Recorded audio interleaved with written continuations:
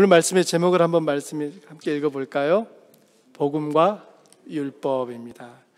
오늘은 이제 이 복음과 율법에 대해서 좀 말씀을 드리려고 합니다. 율법, 복음, 여러분들에게 익숙한 단어입니다. 하지만 그것이 무엇인지 막상 말하려고 하면 설명하는 것이 쉽지 않다는 느낌을 자주 받으실 겁니다. 아는 것 같은데도 어떻게 말해야 할지 난감한 거죠.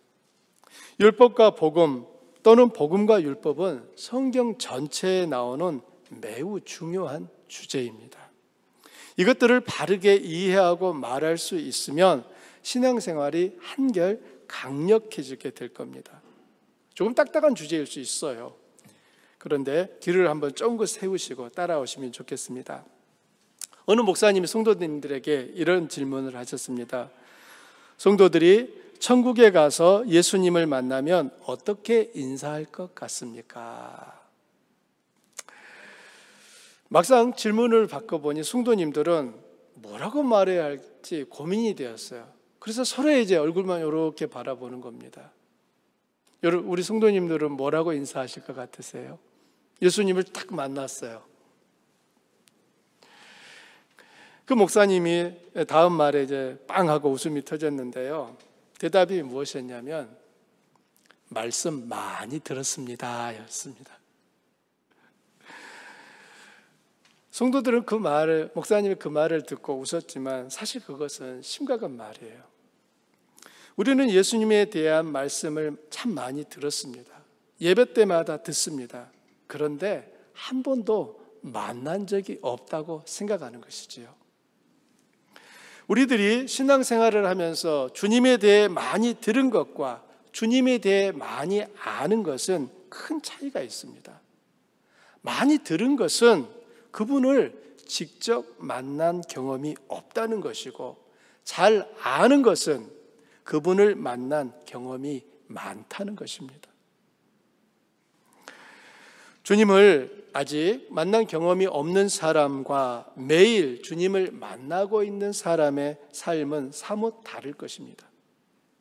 제가 어렸을 때 단연 최고의 TV 인기 프로그램은 타잔 드라마였습니다.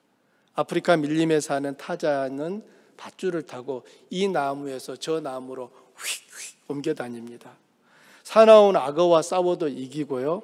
어려움에 처할 때면 그 특유의 신호 소리를 내면은 코끼리떼가 온 밀림이 들썩거리면서 코끼리떼가 달려옵니다. 새가 나르고 수많은 짐승들이 타잔을 돕기 위해 움직입니다.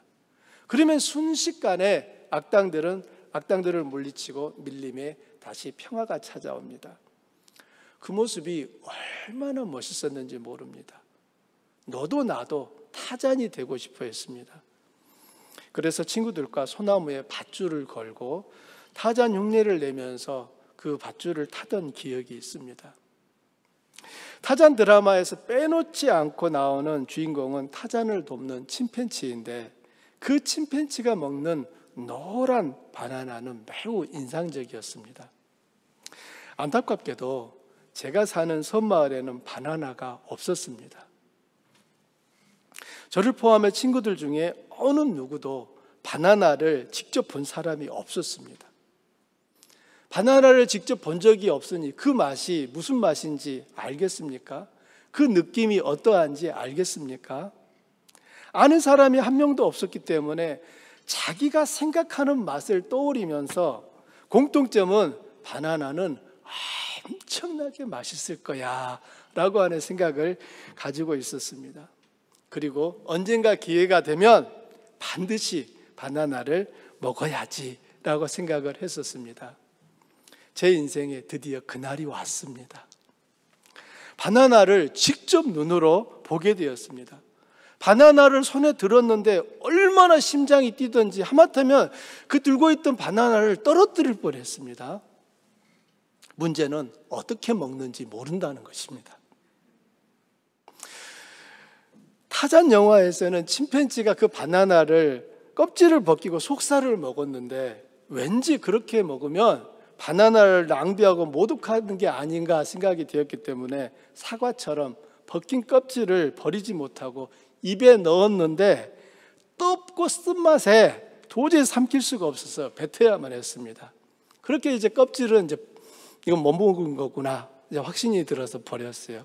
그리고 이제 마침내 떨리는 가슴을 진정시키고 하얀 속살로 가득 찬 그 바나나를 입을 열어서 한 입을 딱 베어 물었습니다.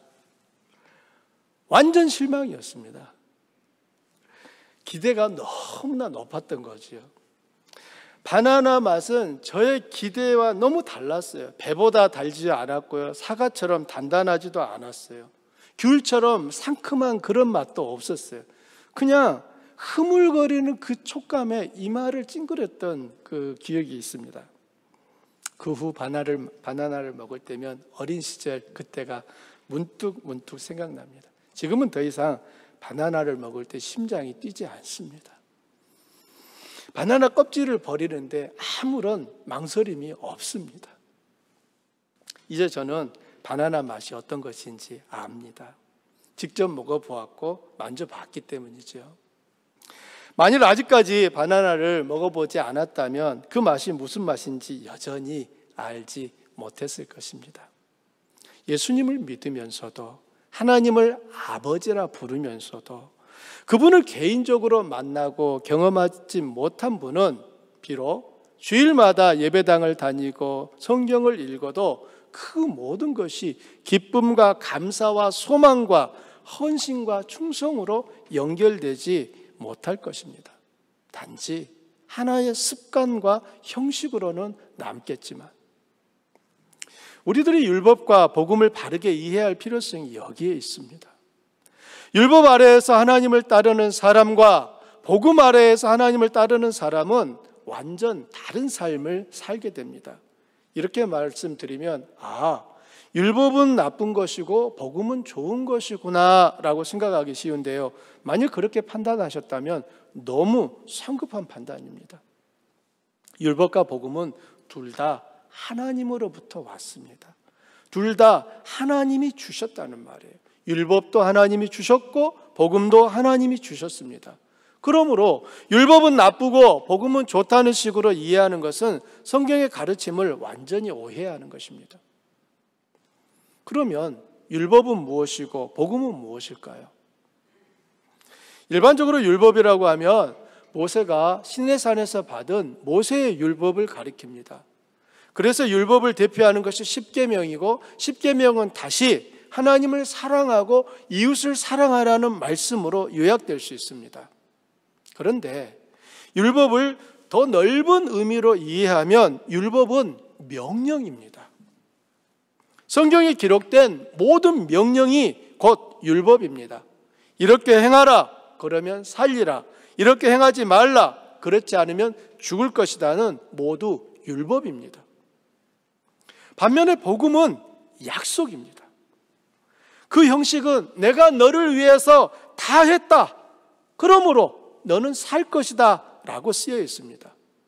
그래서 복음은 하나님께서 우리에게 하시는 약속이고 격려입니다.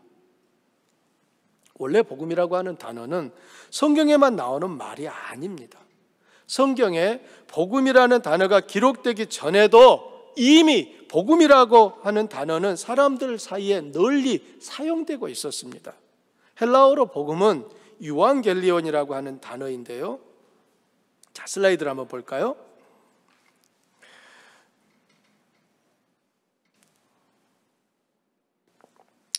맨 위에 쓰여 있는 것이 헬라어로 유앙겔리온이라고 하는 단어입니다. 저게 복음이라는 단어로 쓰여 있는데요, 유앙겔리온은 좋은, 선한, 또 잘, 행복한을 의미하는 유하고 사절, 대사 또는 파송된 자를 의미하는 앙겔로스가 합쳐져서 만들어진 단어입니다.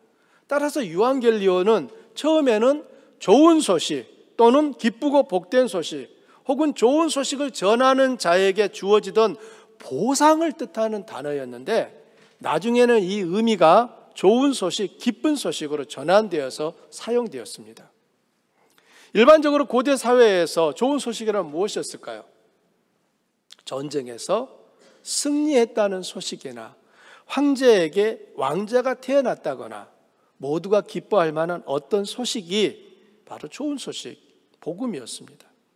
그런데 성경은 복음이라고 하는 그 단어를 차용을 해가지고 하나님의 예수 그리스도 안에서 이스라엘에게 하신 모든 약속을 성취함으로 인해 구원의 길이 모든 인류에게 열렸다는 기쁜 소식, 곧 복된 소식을 가리키는 말로 사용되었습니다. 신약 성경에는 복음이라는 단어가 적어도 75회 이상 나옵니다. 여러분 많이 쓰였죠. 사실 인류에게 죽을 죄로부터 용서받은 속죄와 구원의 메시지보다 더 복되고 기쁜 소식은 없을 것입니다. 생각을 해보십시오. 병원에 수술을 받으러 들어가는 그 환자에게 가장 기쁜 소식은 무엇이겠습니까? 수술이 잘 되었습니다. 아니겠습니까? 내일 사형을 당하기로 선고가 되어 있는 사람에게 가장 기쁜 소식은 무엇이겠습니까? 너 오늘 사면됐다. 아니겠습니까? 우리 사람에게 있어서 목숨보다 사실 더 중요한 것은 없어요. 우리들이 다른 것이 중요하다고 생각되는 것은 목숨이 가장 중요한 그 순간에 아직 직면하지 않았기 때문이에요. 여러분 우리가 경험상 한 3일씩 금식을 해보고 일주일 금식을 해보고 나면은 그 다음에 음식 투정을 할까요 안 할까요? 집에서 혹시나 남편이 음식이 이게 맛이 없다 저게 맛이 없다라고 하면은 아내들은 3일 동안 밥을 주지 마세요. 그냥 그리고 드시는 음식이라면 모든 것이 다 맛있을 것입니다. 저도 개인적으로 이 금식을 해볼 때 평소에는 별로 쳐다보지도 않았던 그것들이 그렇게 생각나지 않습니까?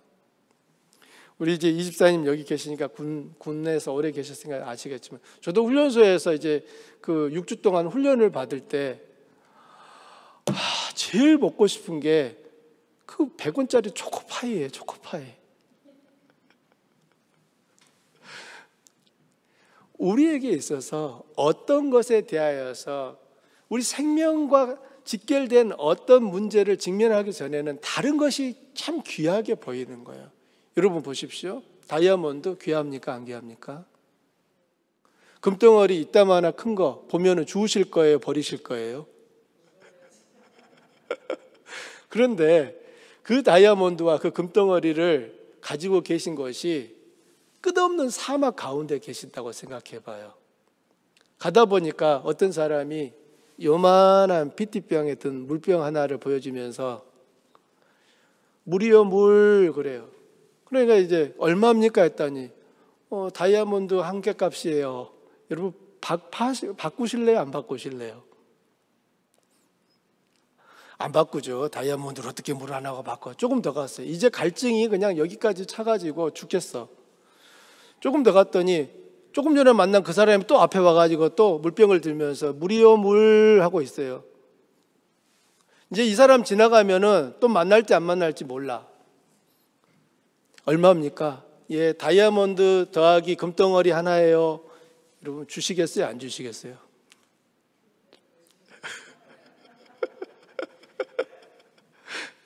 여러분 사막에서는 금덩어리를 잡았다가는 죽어요. 사막에서는 피트병 작은 피트병에 든 물병을 붙잡아야 사는 거예요. 그렇지 않습니까? 우리 삶에 있어서 목숨보다 귀한 것은 사실 없어요. 목숨과 관계된 어떤 상황을 만나게 되면 우리는 그동안에 그렇게 내가 놓지 못했던 것들을 놓게 되는 거예요. 그런데 사람은 이제 이건 제가 한 말이 아니고요. 우리 어르신들이 했던 말 중에 그 사람의 그 마음이 변하는 것을 잘 표현해 주는 한 단어가 있지 않습니까? 사람은 화장실 갈 때하고 나올 때가 달라. 그 마음이 다르다고 하는 것처럼 지금은 모든 것을 다 놓겠습니다라고 했더니 그 문제가 해결되고 나니까 그 다음에는 어떻게 합니까? 그거 다시 돌려주세요 해가지고 다 찾아가지 않습니까? 우리가 참 이런 삶을 살고 있다는 거예요. 복음이라고 하는 것은 죽은 자에게 있어서 당신 살아날 수 있습니다라고 하는 그런 기쁨의 소식이기 때문에 그건 어마어마한 정말 기쁜 소식인 거죠. 죽는 자에게 산다라고 하는 것보다 더 기쁜 소식이 어디에 있겠습니까? 하나님께서 우리에게 있어서 이 복음이라고 하는 것을 예수 그리스도와 연결시켜서 하나님이 예수 그리스도를 통하여 이루신 그 모든 것을 복음이라고 우리 앞에 보여주신 거예요.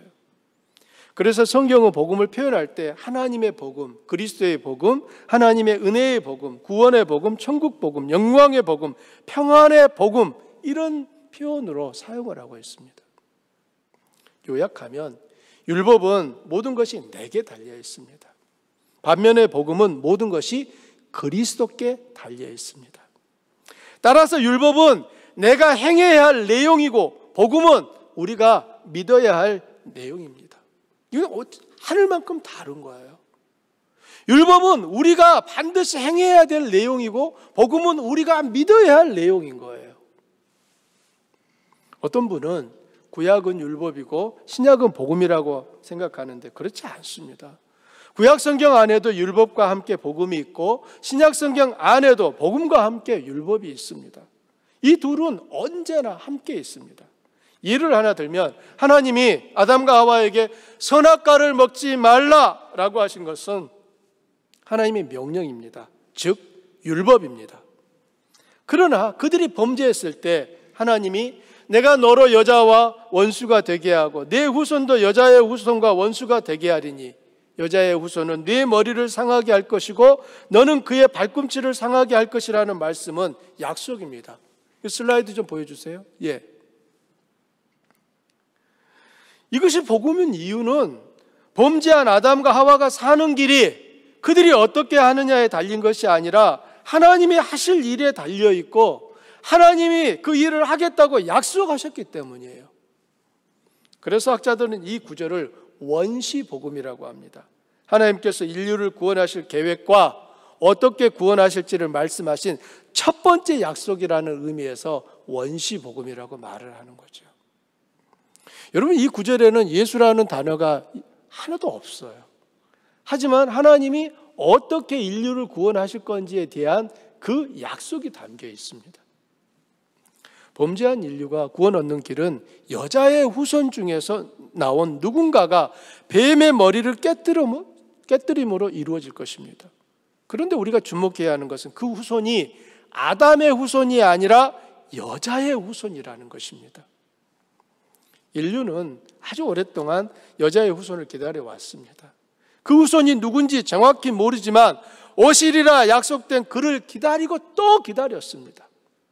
많은 사람들은 여자의 후손이라는 의미를 여자가 낳은 자식들이라고 생각을 하는데 여기에 쓰인 여자의 후손은 복수 형태가 아니라 단수 형태로 쓰여 있습니다.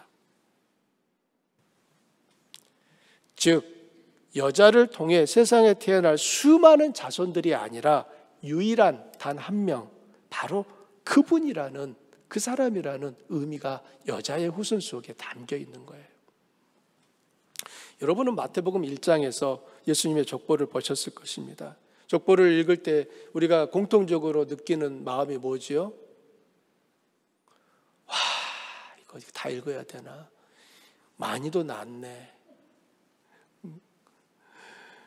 맨날 낳기만 했네. 뭐 이런 느낌들 들지 않습니까?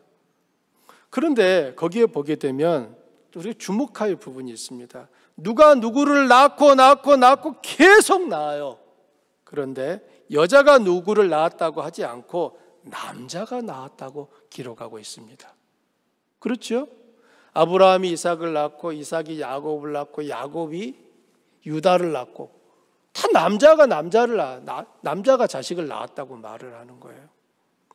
이스라엘 백성들의 관념에서 자식을 낳는 것은 남자입니다. 그런데 예수님의 출생과 관련해서는 예수님을 낳은 것은 요셉이 아니라 마리아라고 기록하고 있습니다. 마태복음 1장 16절에 있는 말씀입니다. 여러분 함께 읽어보실까요?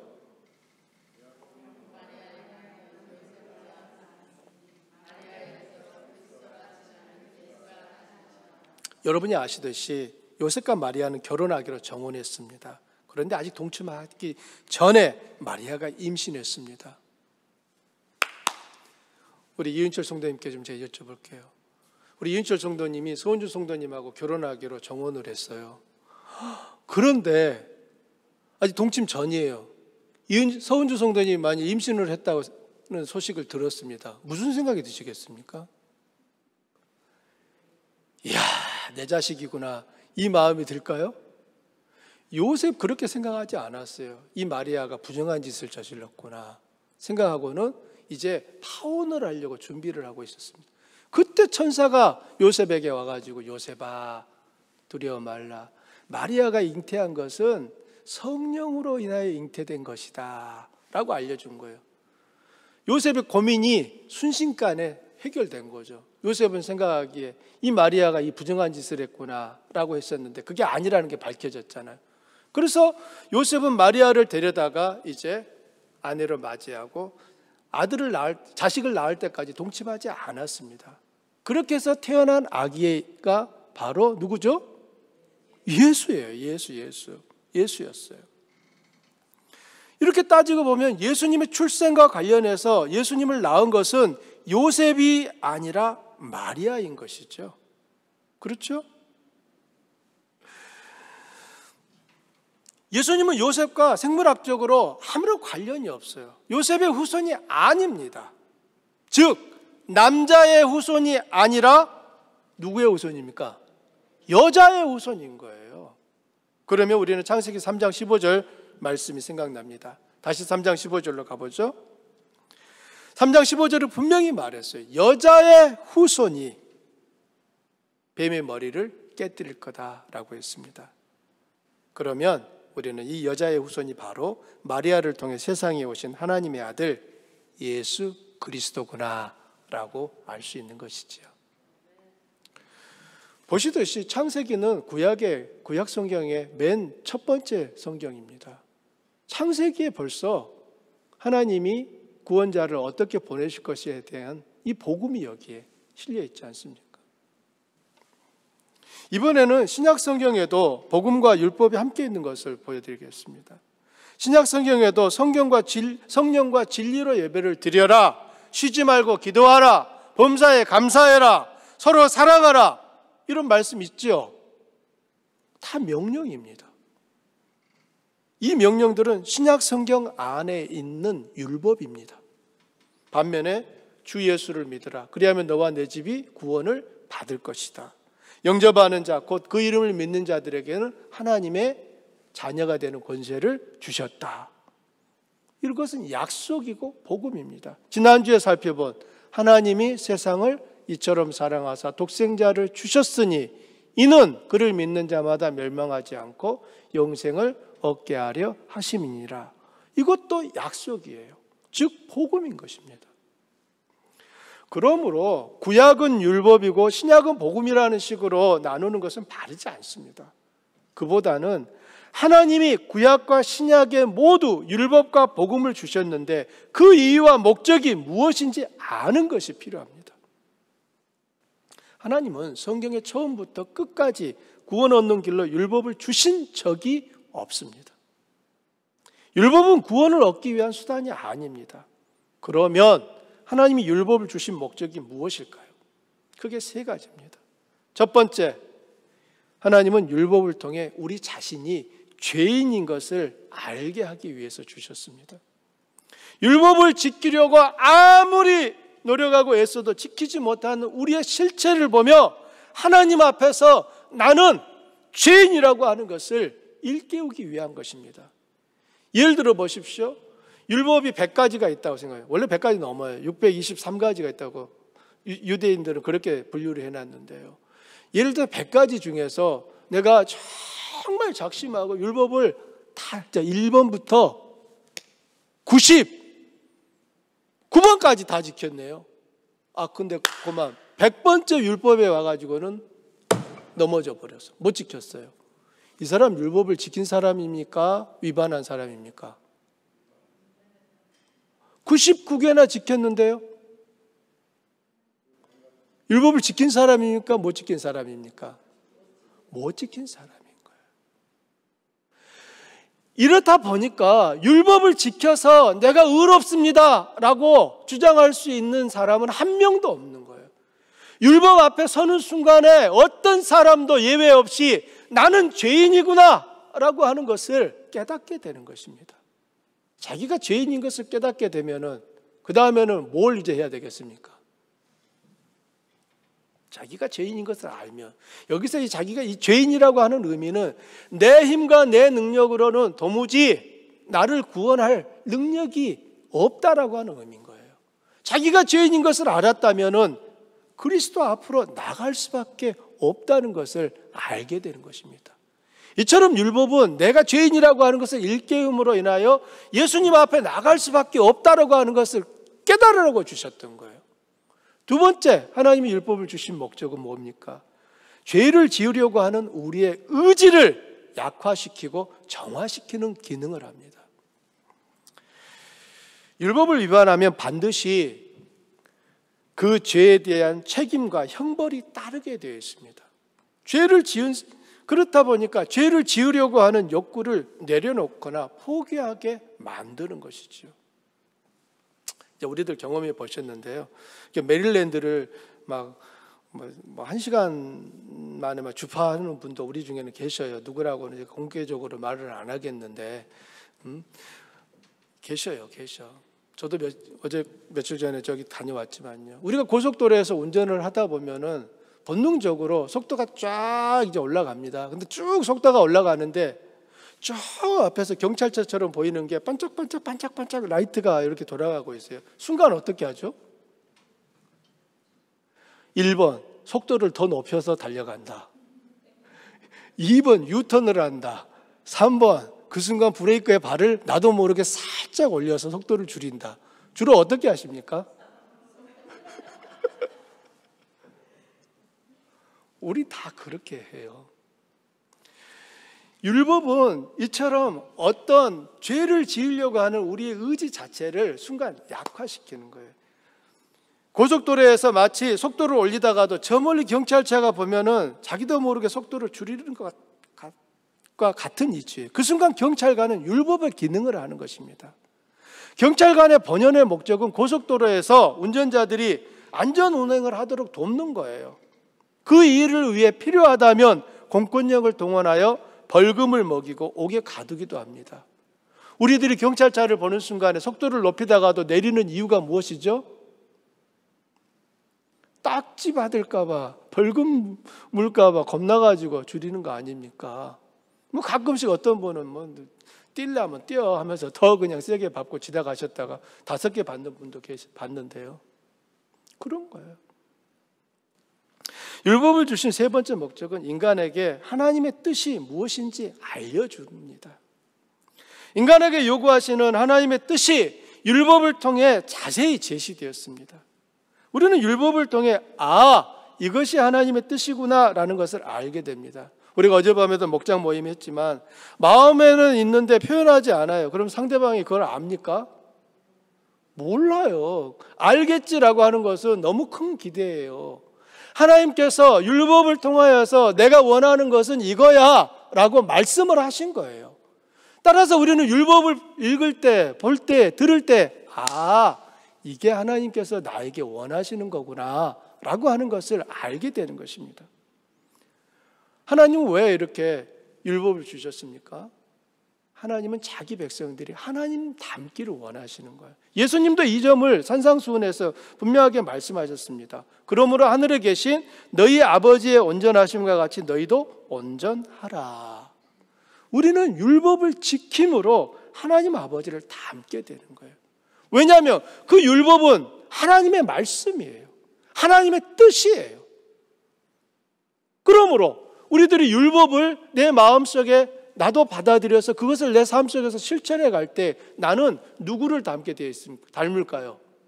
하나님을. 그 율법을 주신, 율법을 통하여 자신의 원하는 것을 나타내신 그 하나님을 닮게 되어 있는 거예요. 이렇게 하나님께서 우리에게는 크게 세 가지 목적으로 율법을 주셨습니다. 우리가 죄인이라고 하는 것을 깨닫게 하도록, 우리가 이 율법을 통해서 죄를 지으려고 하는 의지를 조절하고 또 버리도록 하기 위해서. 세 번째는 하나님의 뜻이 무엇인지 알고 행하도록 하시려고, 이렇게 해서 하나님이 우리에게 율법을 주셨다라고 하는 거예요. 다시 말하지만 아담의 범죄 이후에 하나님은 율법을 구원 얻는 길로 주신 적이 없습니다. 구원 얻는 길은 언제나 복음을 통해서입니다. 복음은 예수 그리스도께서 인류를 구원하기 위해 이루신 모든 일을 담고 있습니다. 우리들이 믿어야 할 내용이 바로 복음이에요. 그래서 복음은 언제나 예수님이 누구시며 그분이 하신 일이 무엇인가를 말하고 있습니다. 아직 예수님 그분이 누구시며 무엇을 하러 오셨는지 이해하지 못했다면 하나님의 구원도 성경 자체도 이해했다고 말할 수 없습니다. 로마서 4장 5절은 중요한 사실을 증언하는데요. 하나님이 믿음으로 말미암아 우리를 의롭다 하시고 우리를 용납하실 때 우리는 아직 경건하지 않았다고 말합니다. 아직 경건하지 않았다는 의미는 하나님이 우리를 받아들이셔 주신 그 용납하심의 기초가 우리의 어떤 도덕적 행위도 아니고 심지어 우리가 구원받을 만한 어떤 믿음을 가지고 있었기 때문이 아니라는 의미가 되는 것입니다. 그리스도를 믿음으로 인해 하나님이 우리를 의롭다 하신 것은 그 모든 일이 그리스도 때문이라는 것을 말하는 것입니다. 믿음은 우리를 그리스도와 연합시킵니다. 예수님과 우리가 연합되는 유일한 그 길은 믿음이에요. 믿음. 우리들이 예수님을 믿을 때 하나님은 우리를 그리스도 안에 있는 자로 봐주시는 거예요. 여겨주시는 거예요. 우리가 예수님을 믿을 때 네가 예수 안에 있구나 라고 하나님께서 인정을 해주신다는 것입니다. 그로 인해 그리스도의 의와 공로가 이제는 법적으로 우리의 것이 되었다고 하나님이 선언하고 인정하시는 것입니다. 그리스도께서 이루신 그 일이 우리에게 그토록 놀라운 효력을 발휘하는 이유가 무엇일까요? 그것은 예수 그리스도의 정체와 그분이 이루신 사역 때문입니다. 우리는 알고 있어요. 예수님 누구십니까? 그분은 완전한 하나님이시며 완전한 인간입니다. 예수님은 몇 퍼센트 하나님이고 몇 퍼센트 사람입니까? 50% 하나님이고 50% 사람이어서 합쳐져서 100%가 되신 건가요? 아니잖아요. 예수님은 100% 하나님, 100% 사람이십니다. 예수님은 우리와 동일한 사람임에도 불구하고 우리와 다른 점이 하나 있었죠. 그분은 죄가 없으시다는 겁니다. 그분이 죄가 없는 이유는 하나님이시기 때문에. 그분이 죄가 없는 이유는 요셉의 혈통을 통하여 태어난 것이 아니기 때문에. 죄 자체가 예수님에게 전가되는 것이 끊어진 거예요. 그 상태로 예수님이 태어났기 때문에 예수님 태어난 순간부터 죄가 없는 분이셨습니다. 그분은 완전한 하나님이시고 완전한 인간이기에 범죄한 인류의 죄를 대신하여 갚을 수 있는 충분한 자격을 갖추셨습니다. 만일 예수님이 마리아의 후손으로 태어나신 것이 아니라 요셉을 통하여 마리아에게서 잉태되셨다면 예수님은 구원자의 자격을 끌어서 충분하실까요? 아닌 거예요. 만일 예수님이 하나님의 아들이 아닌 요셉의 아들로서만 태어나셨다고 한다면 예수님은 우리와 똑같이 죄를 지니고 태어나는 것입니다. 따라서 예수님은 우리의 구원자가 될 수가 없는 거예요.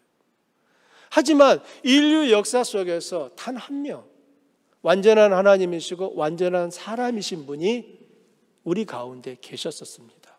그분이 바로 예수였습니다. 그리고 하나님은 그 예수님에게 십자가 위에서 우리가 지은 모든 죄에 대한 형벌을 짊어지게 하셨고 우리의 죄를 대신하여 십자가 위에서 죽게 하셨습니다. 그리고 예수님은 무덤에 묻히셨습니다. 그런데 이게 끝이 아니에요. 무덤에 묻히시고 나서 3일 후에 어떤 일이 일어났습니까? 무덤 문이 열리고 다시 살아나신 거예요. 예수님이 무덤에서 다시 살아나셨다라고 하는 그 부활이 왜 중요합니까?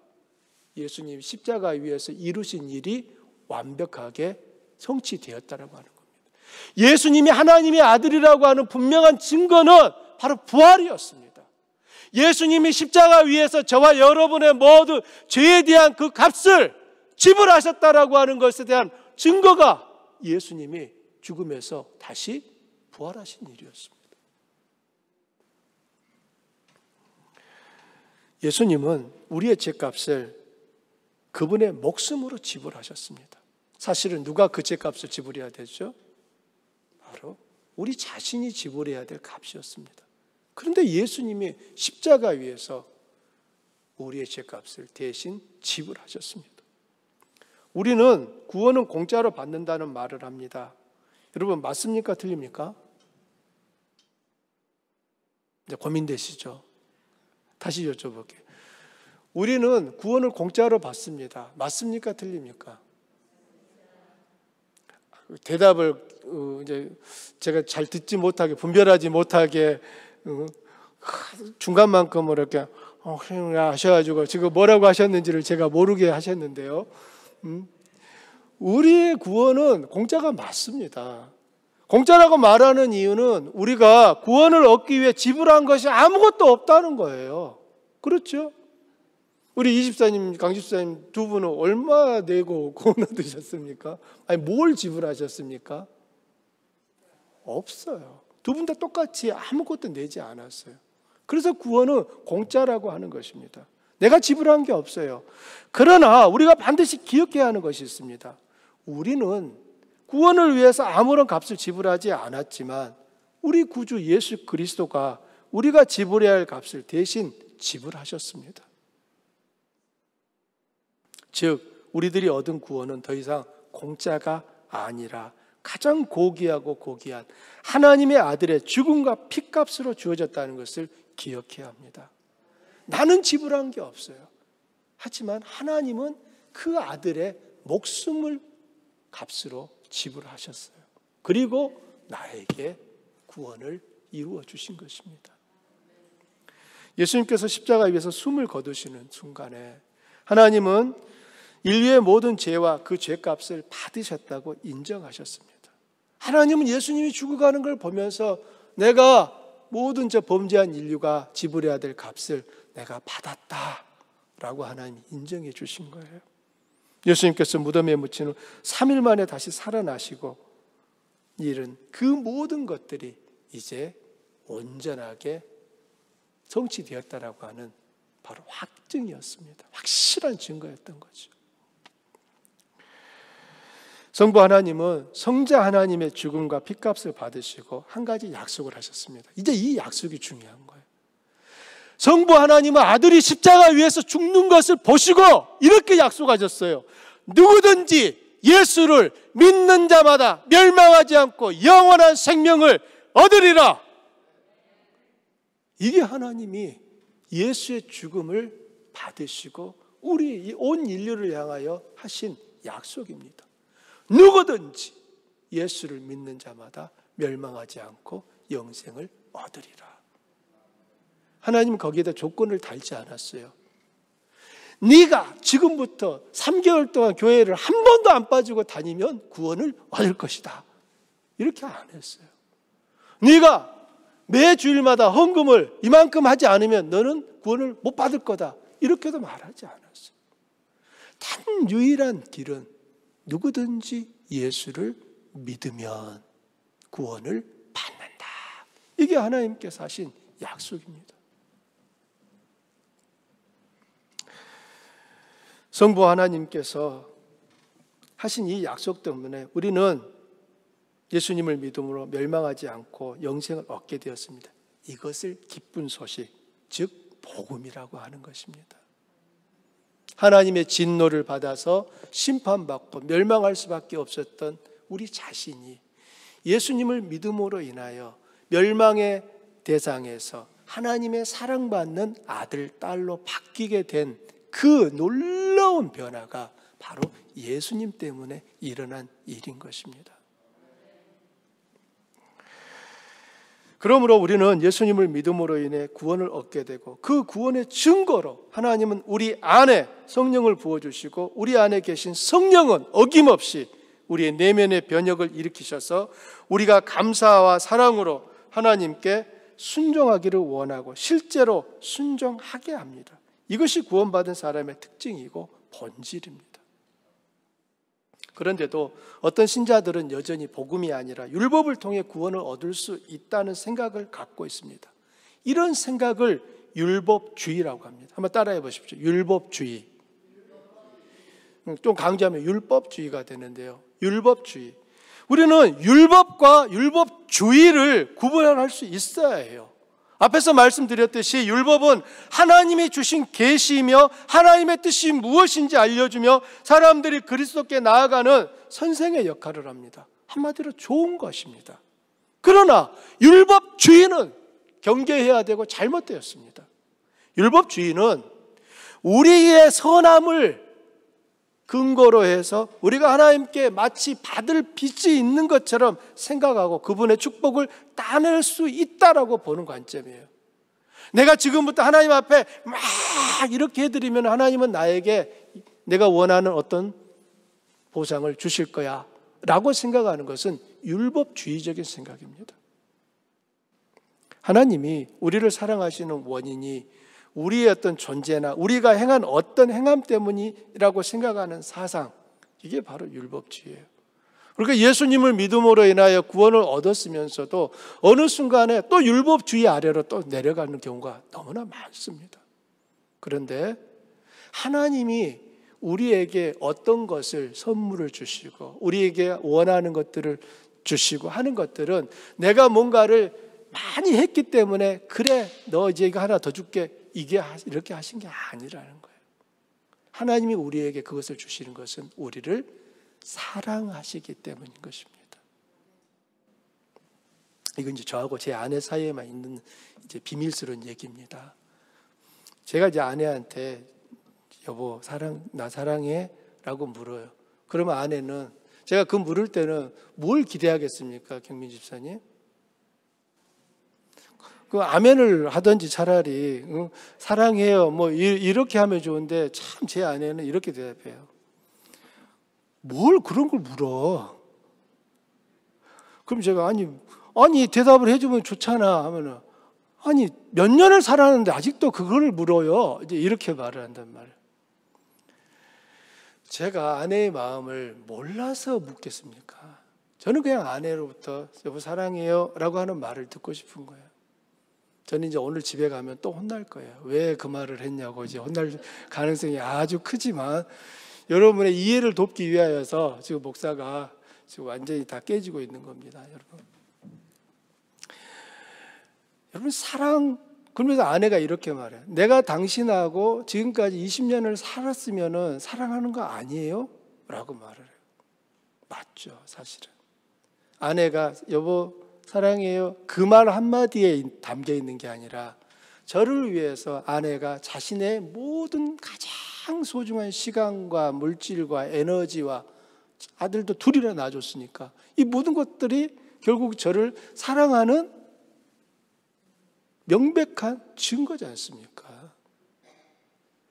우리가 하나님 앞에서 어떤 하나님이 뭔가를 우리에게 주시는 것은 내가 했기 때문에가 아니라 하나님이 우리를 사랑하시기 때문에 그분이 우리의 필요를 아시기 때문에 아이고 우리 아이 저 지금 필요하구나 라고 주시는 거예요.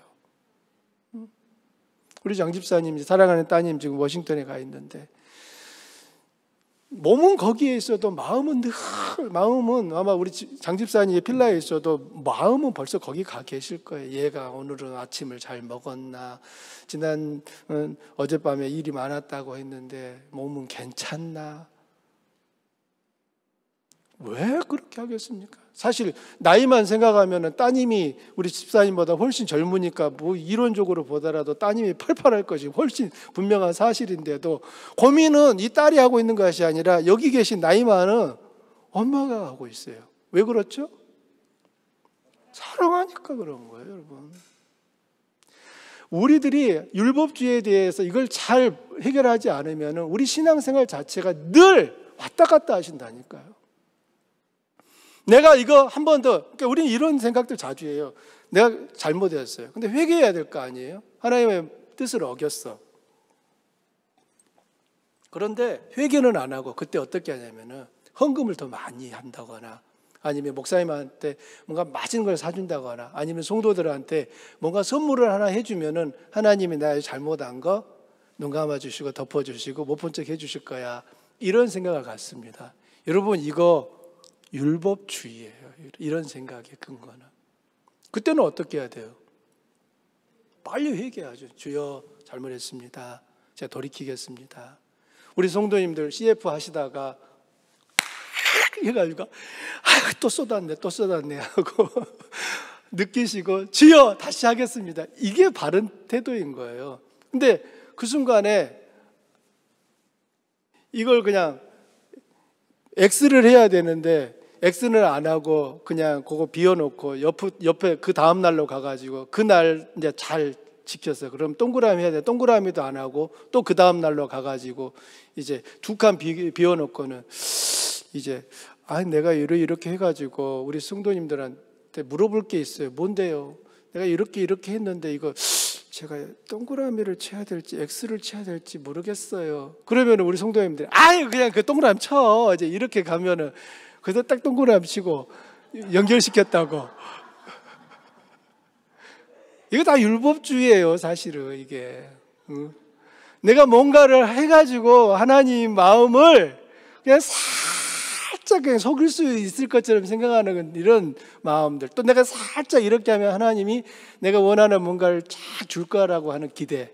여러분 이건 율법주의예요, 사실은. 그러나 아까도 말씀드렸지만 하나님이 우리에게 뭔가를 주실 때는 내가 이렇게 했으니까 이렇게 주는 게 아니에요. 사랑하니까 하나님이 주시는 거예요. 그렇죠? 이 율법주의만큼 또 우리가 신앙생활하면서 위험한 게 뭐가 있냐면 그건 또 반율법주의예요. 반율법주의. 이 반율법주의는 뭐냐면 하나님의 말씀과 명령에 순종하지 않고도 하나님과 관계를 맺을 수 있다라고 하는 생각입니다. 하나님이 나를 사랑하시잖아. 나를 사랑하셨어요. 그 아들까지 주셨잖아. 그럼 내가 하나님 말씀 내가 좀 못 지키면 어때? 내가 아무렇게 살으면 어때? 그냥 하나님은 있는 모습 그대로 오라고 했으니까 내가 지금도 하나님 앞에 나가서 하나님 하면 되는 거 아니야? 이건 굉장히 신앙이 깊은 사람처럼 보이지만 사실 이분은 하나님을 굉장히 모독하고 있는 분인 거예요. 하나님께서 그 아들을 내어주시면서까지 나를 사랑하시고 나를 죄로부터 구원하셨는데 여전히 내 삶은 하나님이 기뻐하시지 않는 그 삶을 살면서도 괜찮냐라고 하는 것이 바로 반율법주의다 그 말입니다. 이 복음을 바르게 이해한 사람의 모습이 아닌 거예요. 이런 반율법주의적 신앙을 가진 사람들의 주장은 뭐냐면은 신앙은 자유로운 거야. 꼭 굳이 그렇게 안 해도 돼. 우리 하나님이 마음이 넓으셔. 그냥 한잔 해 오늘. 보니까 저쪽에서도 다 하던데 그냥. 그럼 이제 그분은 가끔 딱 한 잔만 또 따라. 한 잔 했잖아. 한 잔 했으니까 한 잔 더 해. 그럼 이미 넘어갔으니까 그럼 이제 그때부터는 이제 뚝이 없어진 것이 되니까는 계속 이제 가가지고 집에 가서는 주야 제가 마귀에게 또 속았습니다. 이렇게 회개하시지만 우리 마음 안에서 내가 하나님을 아버지라 부르면서도 하나님이 내게 바라시는 삶과는 전혀 다른 삶을 살면서도 나는 하나님이 주시는 은혜 안에 여전히 머무를 수 있다라고 생각하는 것. 이게 반율법주의. 건강한 신앙의 모습이 아닌 것입니다. 정리하자면 우리들이 구원 얻는 길은 언제나 복음을 믿음으로만 가능합니다. 예수님이 하나님의 아들이심을 믿으며 그분이 십자가 위에서 이루신 모든 일이 내 죄를 대속하기 위한 것임을 믿음으로 구원을 얻습니다. 그렇다면 구원받은 사람이 율법을 지켜야 하는 이유가 무엇입니까? 그것은 구원을 얻기 위함이 아니라 이미 구원 얻은 자이기에 율법을 지킵니다. 나 같은 죄인을 구원하신 그 하나님의 은혜에 감사하고 그 하나님을 사랑하기 때문에 그분의 뜻을 행하는 것을 즐거워하는 것입니다. 구원받은 사람에게 율법을 지키는 것은 더 이상 무거운 짐이 아니에요. 즐거움이고 기쁨의 반응입니다. 정상적인 어머니들은 가족을 위해 하루 3끼 식사를 준비하지요. 집을 깨끗이 청소하지요. 빨래하지요. 병으로 아프고 힘들어하는 자녀 침대 끝에 앉아서 쪽잠을 자면서도 마지못해서가 아니라 즐거이 자원하여야 합니다. 정상적인 아버지라면 가족을 위한 수고와 헌신을 고생이라 생각하지 않습니다. 당연히 감당해야 할 책임이며 특권으로 생각합니다. 만일 어머니와 아버지 그 같은 일이 단지 돈 때문에 하는 것이라면 그 일은 지겹고 하기 싫은 일이 되고 말 것입니다.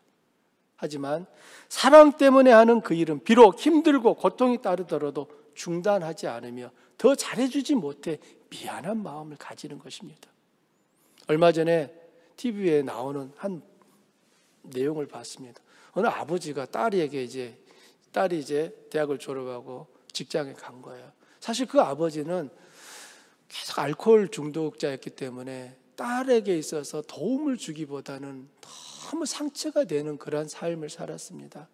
이 딸 입장에서는 어떻게 해서든지 간에 이 자기 삶을 지키고 싶었기 때문에 남보다 더 열심히 할 수밖에 없었어요. 학원 갈 수도 없으니까 학원 가지 못하는 대신 더 열심히 한 거였어요.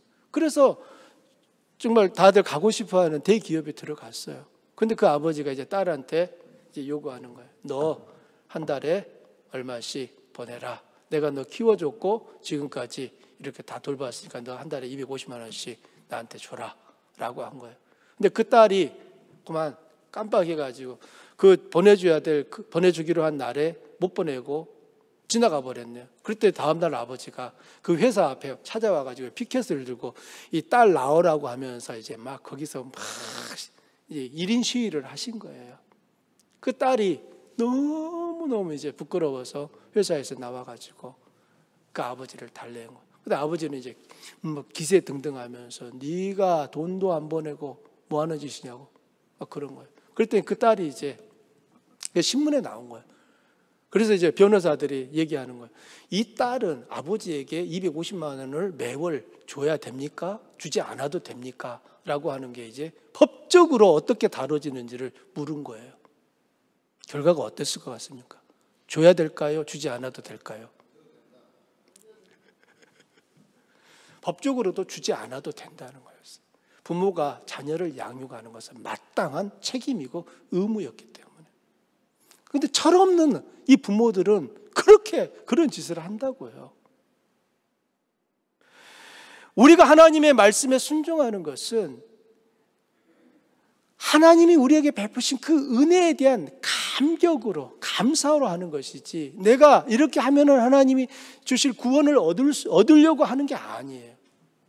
구원 얻은 성도들은 이미 구원 얻었으므로 구원을 베푸신 하나님에 대한 감사의 반응이 바로 율법을 지키는, 하나님 말씀을 지키는 그 순종으로 나타나는 것입니다. 말씀의 결론입니다. 율법 앞에 서기 전까지 우리는 자기를 자랑하고 의지하는 삶을 삽니다.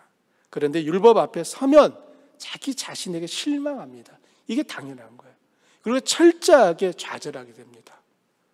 도무지 노력해도 율법을 다 지키지 못하는 자신의 초라한 현실을 보게 됩니다. 자기 자신에게 실망하지 않은 사람은 하나님을 온전히 의지하기가 어렵습니다. 겉으로는 하나님을 의지하는 것처럼 말하고 행동할 수 있지만 깊은 내면에는 하나님보다 여전히 자기 자신을 신뢰하며 자기 힘을 의지하는 삶을 사는 것입니다. 그러므로 내가 바닥까지 떨어지고 내가 아무것도 아니라고 하는 것을 경험하는 것은 기분 좋은 일은 절대로 아닙니다. 하지만 하나님은 그 일들을 경험케 하십니다. 무엇을 위해서? 하나님만을 더욱 바라보도록 하기 위해서, 나 자신을 더 이상 의지하지 않도록 하기 위해서, 내가 의지할 대상이 못 된다라고 하는 것을 내 스스로 깨닫게 하기 위해서 하나님 그 자리까지 허락하실 때가 있어요. 그게 은혜입니다. 이렇게 해서 자기 자신의 연약함을 보게 되면 이제 하나님 앞에 온전히 의지하는 모습으로 나오게 되는 것이지요. 이런 사람은 자기 자신을 신뢰하며 자기 힘을 의지하는 삶을 더 이상 살지 않습니다. 그의 신뢰의 대상은 누가 되겠습니까? 하나님으로 바뀌는 것이죠. 이런 점에서 율법은 우리를 그리스도 앞으로 나아가게 하는 초등학교 선생님의 역할을 합니다. 아무것도 알지 못하는 그 꼬맹이들에게 하나하나 가르쳐 주시는 선생님 반드시 필요하지 않습니까? 마찬가지로 율법은 우리들을 복음 앞으로 나아가게 하는 겁니다. 그렇게 복음 앞에 선 사람은 십자가를 통해 보여주신 하나님의 그 사랑을 알게 되고 그 사랑을 받으며 감격하지 않을 수가 없습니다. 율법 앞에 섰을 때는 도무지 소망 없는 자신의 처지에 절망하지만 복음 앞에 서는 순간 자신을 사랑하시는 하나님 때문에 주체할 수 없는 소망으로 가득 차게 되는 것입니다. 우리는 오직 그리스도를 통해 오직 믿음으로만 구원받습니다. 그리고 진정 구원 얻은 사람은 항상 자신의 삶을 하나님이 기뻐하시는 삶을 살고자 몸부림칩니다. 그 삶의 모습이 선행과 변화된 삶으로 나타나는 것입니다. 이제 우리가 하나님의 명령에 순종하는 것은 구원을 쟁취하려는 것이 아니라 이미 받은 구원에 대한 감사와 반응으로 하나님의 명령, 즉 율법에 순종한다는 것을 기억하시며 복음과 이 율법의 관계들을 우리 마음속에 다시 한번 잘 헤아리실 수 있기를 주의 이름으로 축원합니다. 함께 기도합니다.